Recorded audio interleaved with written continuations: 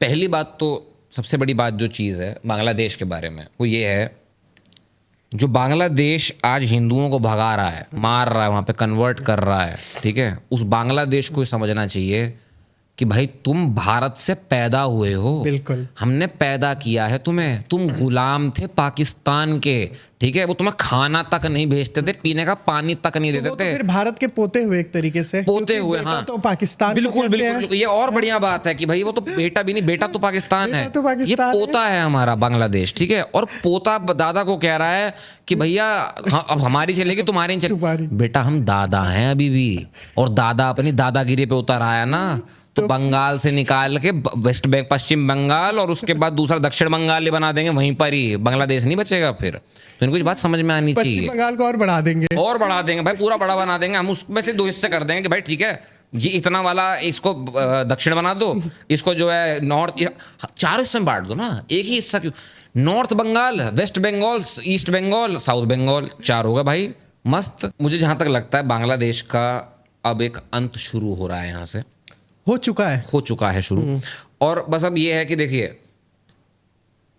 बांग्लादेश क्योंकि हमने बनाया था इसलिए हमें दर्द हो रहा है, हमने उस देश को आज़ादी दिलवाई थी, और शायद वो आखिरी इस्लामिक देशों में से था जहां पर कि ठीक है, मैं नहीं कह रहा वहां सेकुलरिज्म थी, बट कुछ हद तक थी, ऐसा नहीं वहां हिंदू खत्म हो गए थे, हिंदू थे वहां पे।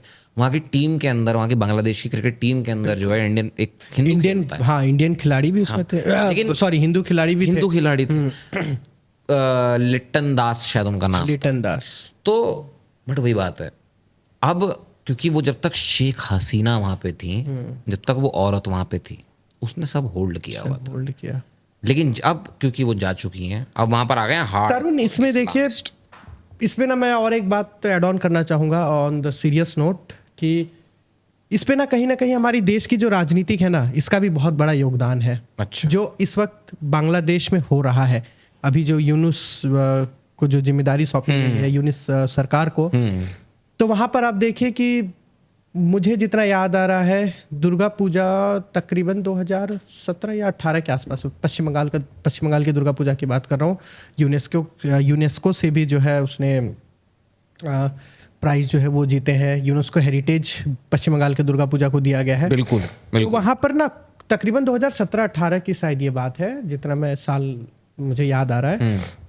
तो वहाँ पे क्या था कि दुर्गा पूजा और जो मुस्लिमों का त्यौहार होता है मुहर्रम, वो एक साथ पड़े थे। अच्छा। एक ही दिन। अच्छा। और जो नवरात्रि यानी कि 10वीं जिसको हम कहते हैं, जिस दिन हम माता को हम विसर्जित करते हैं, तो उस दिन मुहर्रम भी था।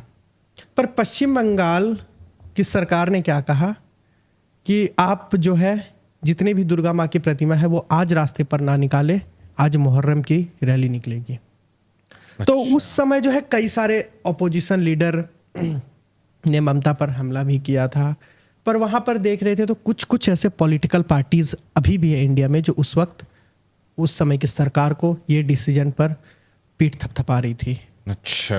तो यहाँ पर अब देखिए, अब जो है मैं इसलिए ये बात कहा क्योंकि अभी से तकरीबन अब 10 दिन भी नहीं है दुर्गा पूजा आने में, नवरात्रि आने में। तो बांग्लादेश में जो यूनिस की सरकार है उसने कह दिया है क्या, जब मस्जिदों में अजान होगा तब जो है सभी दुर्गा पूजा पंडाल या मंदिर जहाँ पर बांग्लादेश में दुर्गा पूजा हो रहे हैं वहाँ पर वो पूजा रुक जाएगा। किसी भी तरीके का ना तो कोई लाउड स्पीकर बजेगा ना तो कुछ बजेगा। पर अब जो है इंडियन जो यहाँ के जो कुछ पॉलिटिकल पार्टी है, भारतीय पॉलिटिकल पार्टी, वो पूरी तरीके से चुप बैठे हुए हैं।